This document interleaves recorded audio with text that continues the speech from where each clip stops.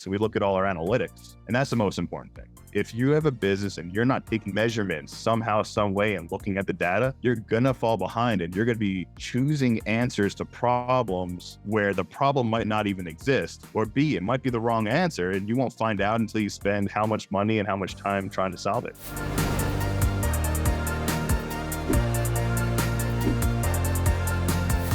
Hey, Smart Chiropractors, welcome to another Interviews by the Smart Chiropractor. I'm Dr. Jeff Langmaid here with my co-host, Dr. Jason Deitch. Today, we had the opportunity to sit down with a gentleman who is making waves in chiropractic, multiple locations, interesting niches. We're going to talk about the digital health revolution with Dr. Michael Lovich of Delta S Performance. Michael, thanks for taking some time and chatting with us today. Thanks for having me. It is our pleasure. So you have a I'm going to say a focused niche. I see a lot of talk about concussions. We're going to get there in a little bit.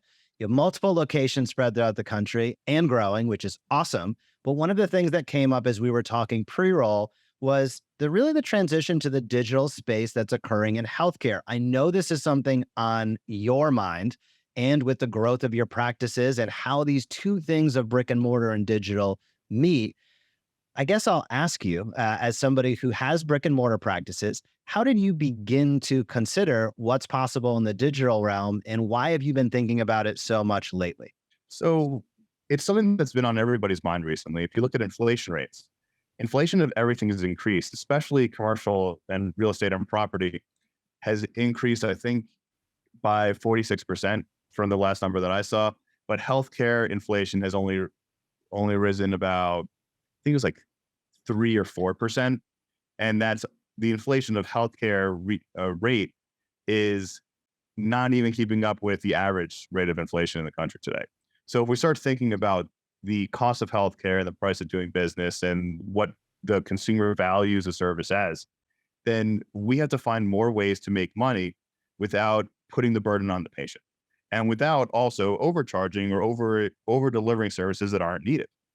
So one of the cool things is we went to a lot of school and we know a lot of things, and we want to make sure that, and a lot of these things patients can do themselves. And now with Google, patients can search and figure out stuff on their own. I had a conversation yesterday with a prospective patient who kind of already knew what they wanted and what was going on and had an idea what their diagnosis was. They were just trying to find a doctor that would listen to them enough to see if they agreed with them. They weren't dead set on it, like, this is what I have, but they were like, I kind of have an idea that there's this thing going on. I just want to make sure I'm getting that looked into. And so with this, it means that the role of the doctor is less of this authoritative figure. And now it's turning into more of, what does doctor actually mean, but a teacher.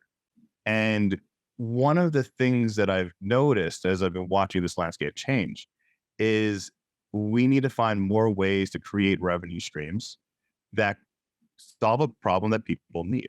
And when you start a business, there are some businesses out there that are just there like, hey, I have a service, I'm going to provide that service and been chargeable for it. I have looked at it a completely different way. And I'll go through kind of my foundation for the students who I know who listen to this podcast.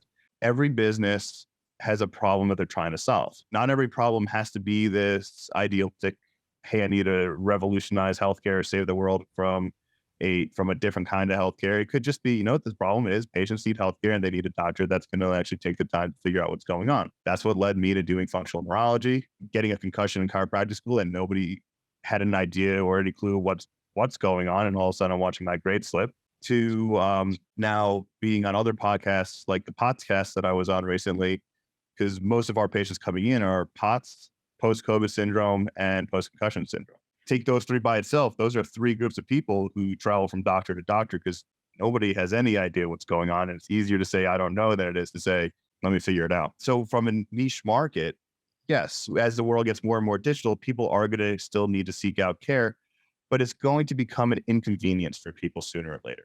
Telehealth, at this point in time, the frame rates, it's not fast enough to keep up with an eye movement, to be able to see changes, to see neurological changes in real time, to be able to see the whole body at the same time, to notice some of these subtle neurological changes. You can't just focus on the screen and say, tell me about your symptoms, here's your diagnosis, and then here's your exercises, because sometimes the right exercise for a patient may be wrong at that time, or may be wrong if done too much or done too little. And you need to have that rehabilitative mindset and what do they call that clinical audit process, where you can try a therapy, change it as needed, see what changes, and be able to respond to the patient as their body dictates. So it comes down to, and I know I'm rambling here, so feel free to jump in. So it came down to how I set up the business. The first thing that I did was every business is there to sell a product. Every business has a product, no matter what business they are. I was talking to a couple of my friends that I graduated with. And I was like, all right, you have your own business. What is the product that you sell? And a lot of people were saying, well, I sell therapies, I sell adjustments, I sell stim, I sell exercise, I sell X, Y, and Z. And I was like, well, okay, that probably works. And it's a working business model for a lot of people. What we sell in our office is our opinion. And and then it's our responsibility to do enough of an exam to have the right to an opinion. And so what it ends up coming down to is, if we're selling our opinion, now that product gets really broad. It gets huge. It allows us to go in so many different creative ways that it's not just, I need people laying on a table to receive treatment. So for anybody listening who's looking to start their own business or trying to figure it all out, out of all the marketing books that I've read and out of all the business books that I read, I would say the top two. One is called the Business Model Canvas, which is, Google it. There's a worksheet. You download it, you draw it out, and there's your business plan. The second book to read is called Get to Aha by Andy Cunningham. It's about positioning. It's actually kind of funny. I was listening to a webinar from a marketer who was trying to give information, but also trying to keep information because they wanted you to buy their product. And all he was talking about was positioning, the basics of it. It was like chapter 1 of the book. And it sounds like revolutionary ideas, but it's nothing compared to what you get later on in the book. And so there's a lot of focus, especially through the business model canvas and typical business plans of who are you selling to, what's your target market, what's your audience. But before you can figure out who you are selling to, you got to figure out who you are, what you're saying, and what you're trying to deliver. So from that perspective, we're trying to deliver, we are like, they talk about 3 different types of DNA of your business DNA.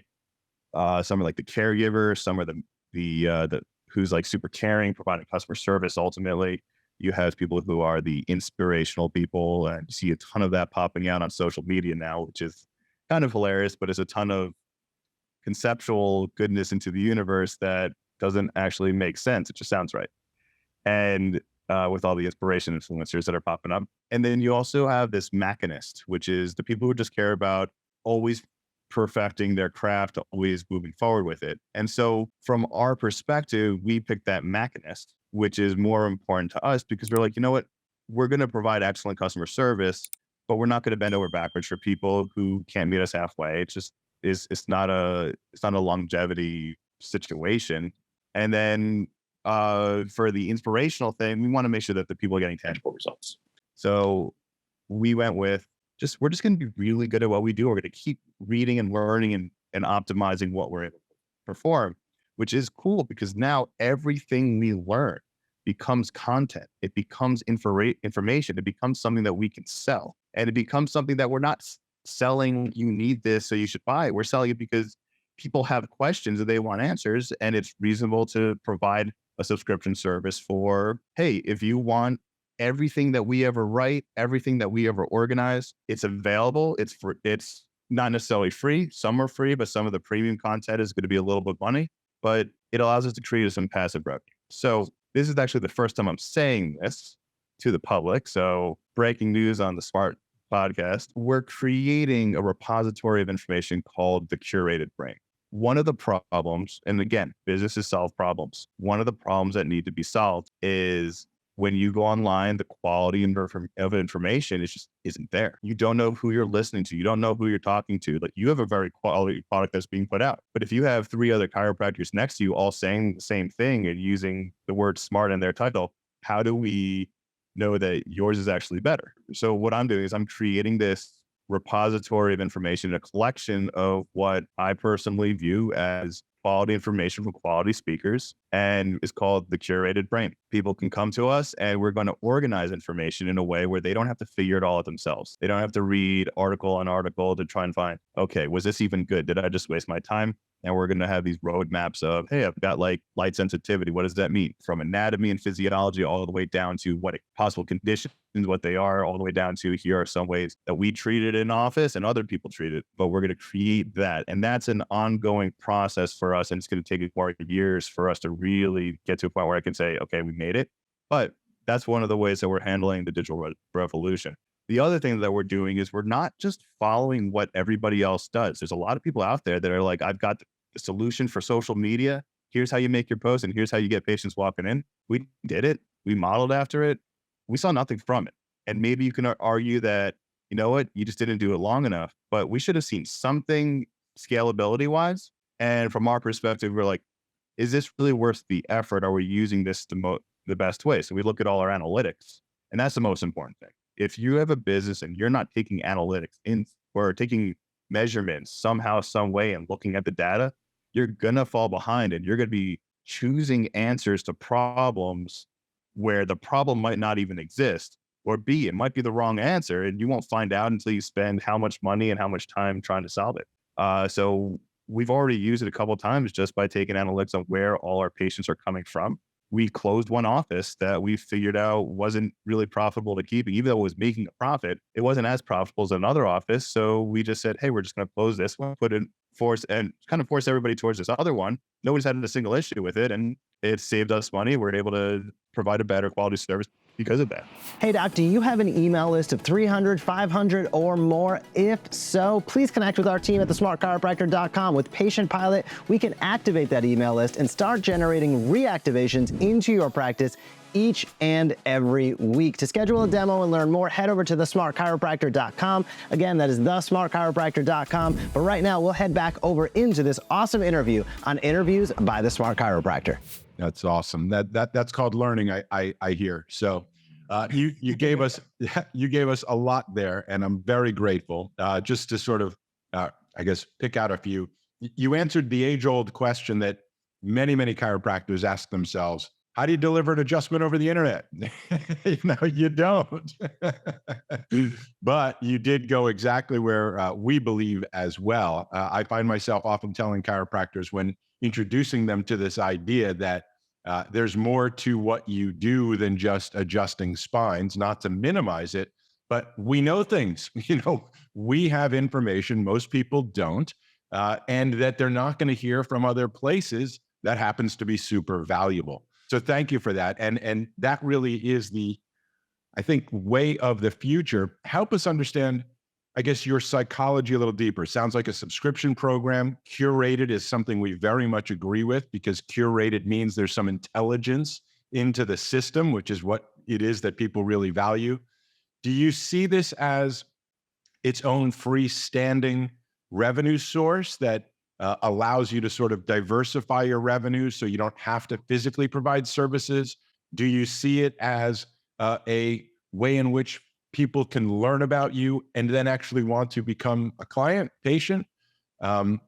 What do you see this as something you can do and scale nationwide, internationally? What maybe all of the above? What's driving you to kind of work backwards? What's the thinking behind why many other chiropractors might want to be thinking this way too? You're making me give away all my secret plans, which that's fine. I'll let other people catch up. I'll just keep going forward. So here's the whole point. Just because we're chiropractors, why does our only business have to be a chiropractic business? Why does that have to be healthcare related? What if I can create a profit generating website and a profit generating marketing business? Now my clinics don't have to pay for marketing. Now my doctors get to make more money. Now they get all the marketing. It doesn't have to come out of their paycheck. So I'm creating a marketing business. And with all of those digital marketing businesses popping up, most of the marketing businesses out there are just digital marketing, search engine optimization, social media ads, Google ads. Those are, they're profitable. They're good, but they don't have the strategy of a business. It comes to the same thing. People who start a business thinking a business is nothing but sales and pulling money in. But There's no long-term longevity or strategy to how do we create a system that keeps on wheeling. So as chiropractors, we need to create content anywhere. We need to put it on social media.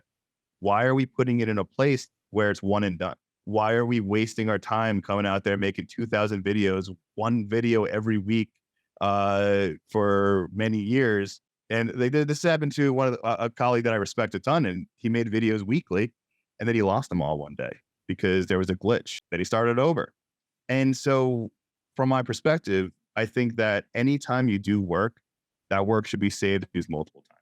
If I have one employee making an article, I want to get 10 hours out of an article that took them 1 hour to make. And so if we can take that and we can put that in something that's not just, I'm doing it because I want to, I'm doing it because it's useful to the audience, it's useful to the people, then that's the whole goal. That's what we want to do.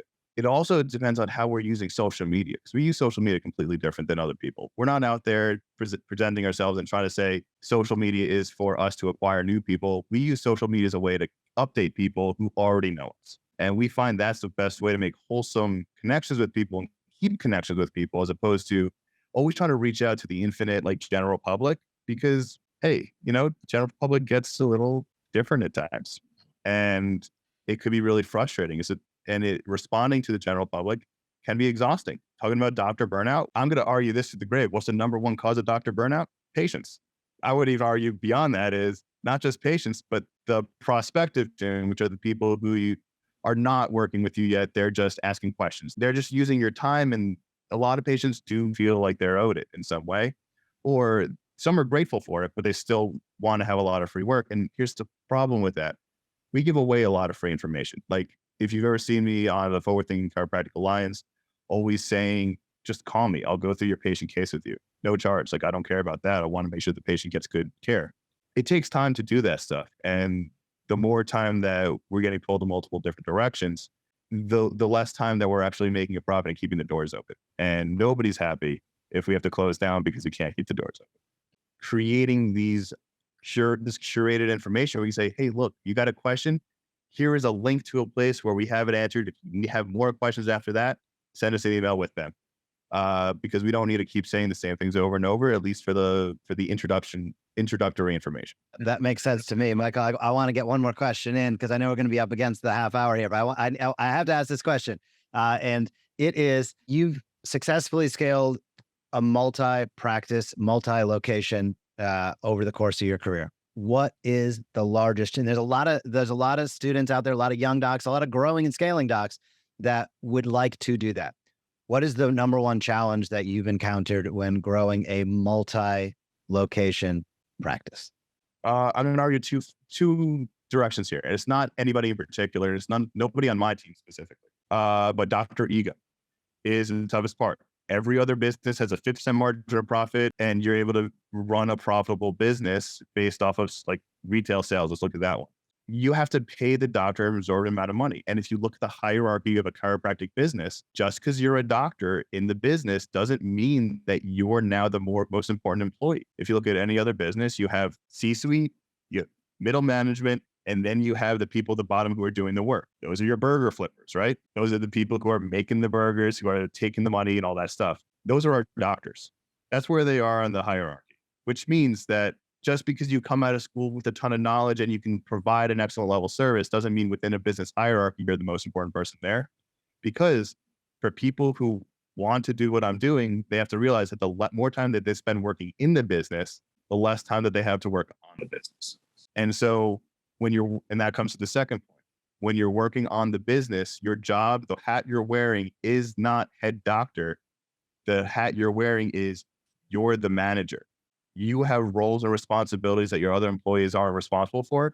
You have to communicate those effectively, not in a way like, look how much work I'm doing, but more, hey, this is what I did. Reporting back to your employees lets them know that you're working just as hard as they are. So everybody keeps working hard. Then it's also your job to make sure that they're taking time off, that they are having some sort of work-life balance, because you should hire people who are going to go the extra mile. And that comes back to that first point is Dr. Ego, which is, and the biggest problem with Dr. Ego isn't necessarily the doctors, it's the indoctrination that they have coming out of chiropractic schools. They shadow a lot of doctors. They don't understand what profitability is. They don't understand what a working business model is. So they see people who practice the way that they ideally want to practice, but it doesn't translate to a profitable business model in the real world. And I've seen a couple practices that are getting bankrolled by somebody else, and it's kind of like their thing that they do for fun, and they're just break even, or they're making like a couple grand a month, but it gives them something to do. And so there's nothing wrong with that, because there's actually niche audiences that need that service. But for people coming out, knowing that should be the exception, not the rule. Yep, that is a very fair answer. There's about 17 million directions we could go, but we're going to stay on task and on time with our format here. Michael, thank you so much for coming on and sharing. It was great to hear how you're thinking about it. Some of this you're in the process of right now. You've accomplished a lot. I know you have a lot yet that you're looking forward to accomplishing. So I really appreciate you sharing a little bit on behind the scenes of what that's looked like, and also pointing out maybe some yellow flags for younger docs out there and growing docs to pay attention to and listen to as they build and grow. We'll definitely have you back again to tidy up many of the conversations that we started today. But Michael, thank you for taking time and chatting with us. Of course, looking forward to it. Thank you so much for watching this video on the Smart Chiropractor. To not miss a single thing that's clinically oriented, marketing oriented, or more, be sure to subscribe to our YouTube channel today.